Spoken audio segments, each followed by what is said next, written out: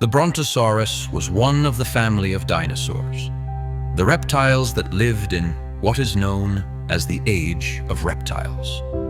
This age began in the geological period called Triassic, which began about 230 million years ago. Dinosaurs are last found in the rocks of the late Cretaceous period, which ended about 65 million years ago.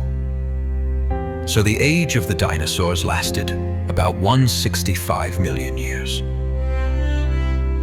Dinosaurs were land-living reptiles.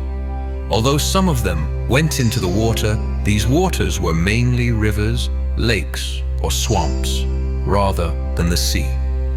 Dinosaurs included flesh and plant eaters, and there were those that walked on their two hind legs as well as those that walked on all fours. They were cold-blooded, and most of them had scaly skins.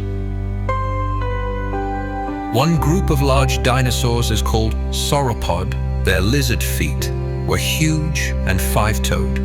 The sauropods were the largest animals that ever lived. One of these was the Brontosaurus, which means thunder lizard, because it was thought that the earth must have groaned under its passing weight.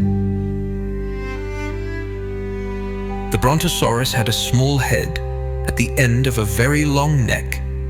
The body was elephantine, and the tail was very long. It is believed that these animals must have weighed about 40 tons. Yet somehow they must have been able to move, find vegetable food, and survive many changes for years.